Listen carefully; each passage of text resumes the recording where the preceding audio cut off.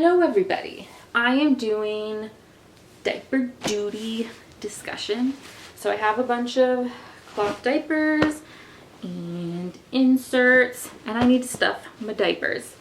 So we're gonna kind of talk about like part 2 to my mental health. Just kind of like talking about the responding. I've kind of responded to everybody's comments. I took like an hour and a half last night after work and just responded to comments. And anyways, I just kind of want to talk a little bit more about it. Maybe some things that I didn't mention, some ideas that I have. So anyways, I'm going to stuff diapers while I do this. So, you know, there were some people that said, and people that maybe just didn't really understand like where I'm coming from with the whole, you know, I don't want to interpret anymore. And yes, it is burnout, definitely. I think that that is part of it, but I don't think that's the only thing.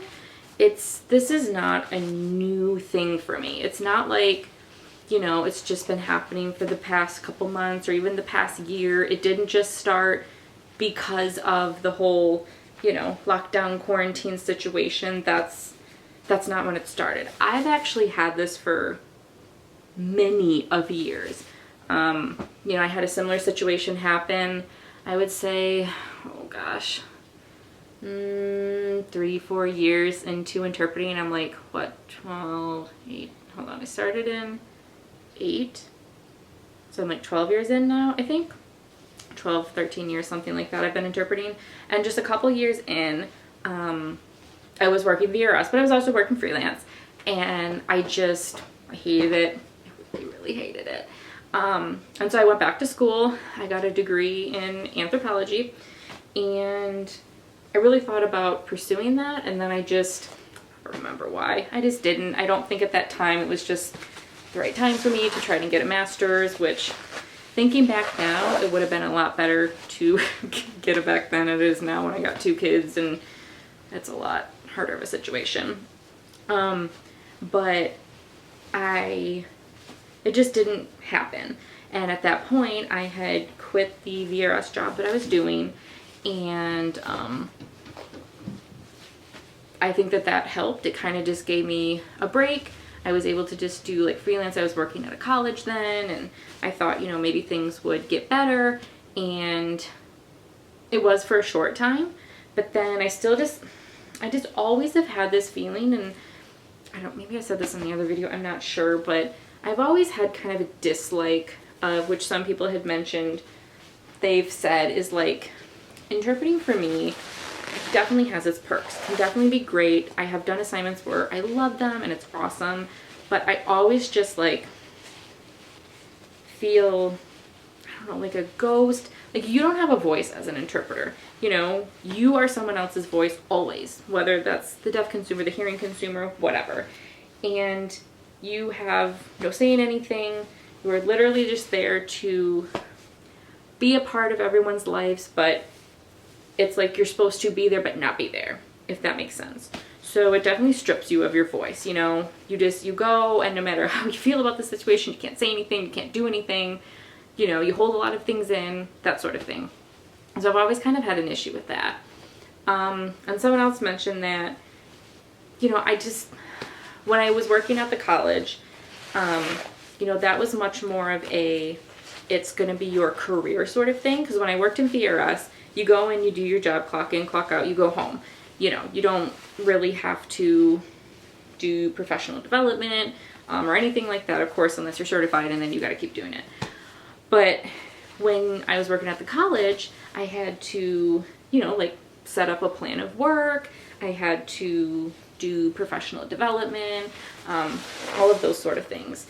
And at first I was like, all right, like this is cool. And then after a while I was just like, I don't want to do this. Like, I don't want to, I've never been one to like really, I've always said I'd be a horrible professor or helping people with interpreting, because like, I don't subscribe to like, you know, these are the tools that I use to interpret, and this is like the schema. And like, I just don't care about that. Like, I just do what I do, and I just can't ever explain it well. So like me, the thought of like doing the research about like why I do what I do and contributing in the field, and like this probably sounds all awful, but like I just didn't want to do it. I did it because I had to, but like it did not interest me at all. And I kind of just wanted to, like I said, like, I don't know, at least there, I just wanted to like do my job and like go home. And I don't know, it wasn't fulfilling. It wasn't fulfilling when I did VRS. It wasn't fulfilling when I did, you know, the college work.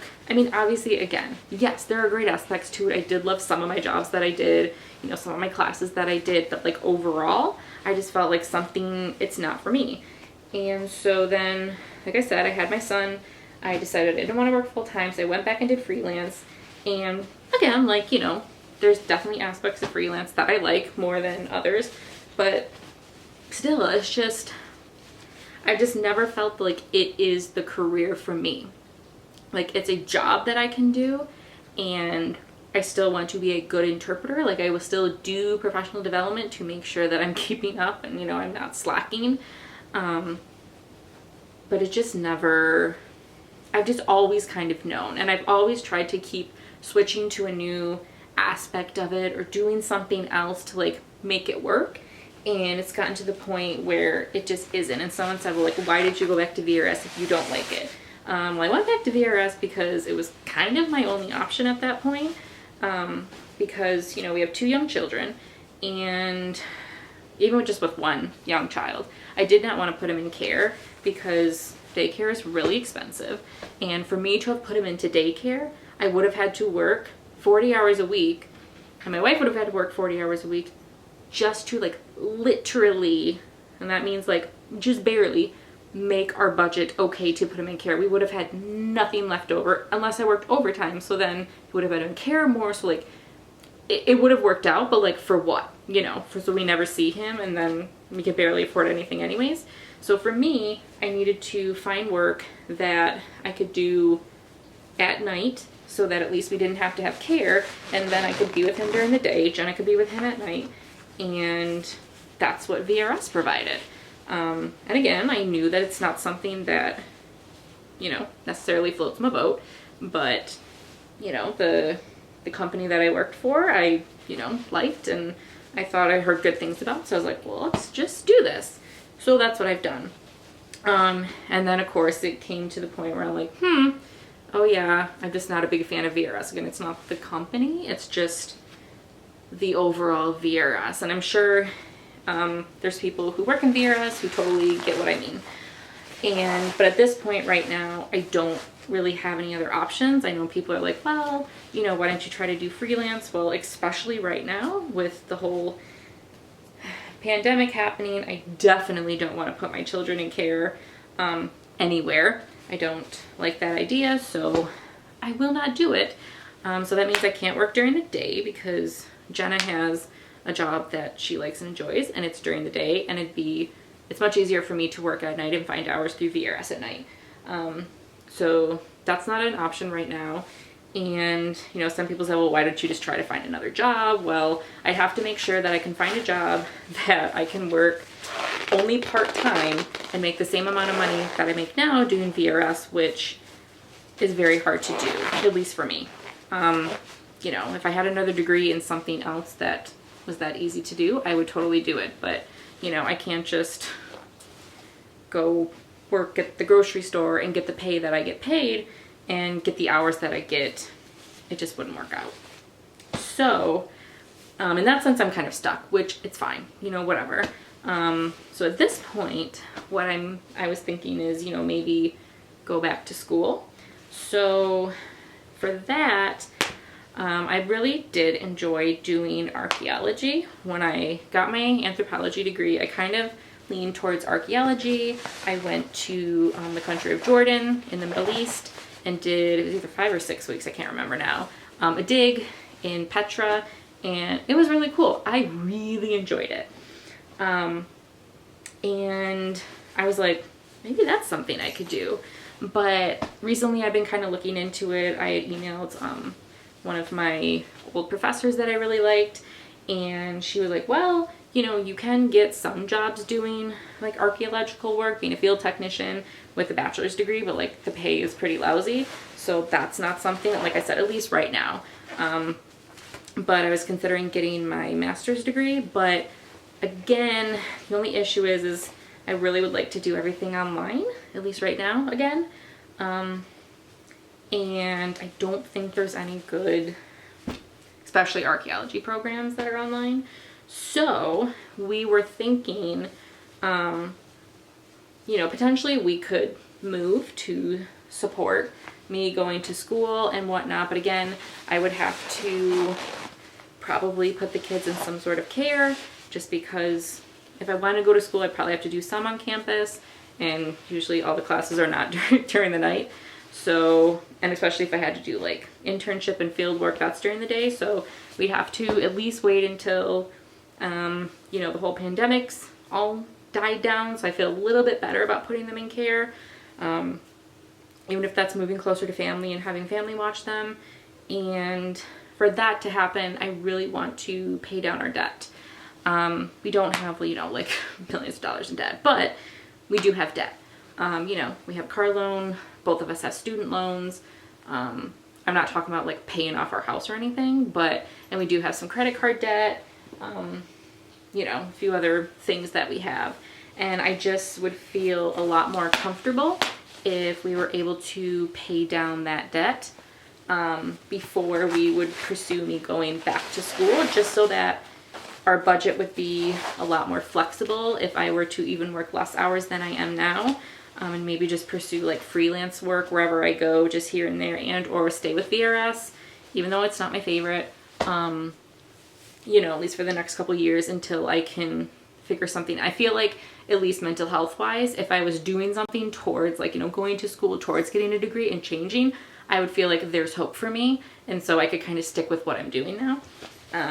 So that's kind of what we're thinking, is maybe like taking the next year or so to just really work on like getting our budget super strict and paying off as much debt as we can throughout the next, hopefully, year, maybe 2 years.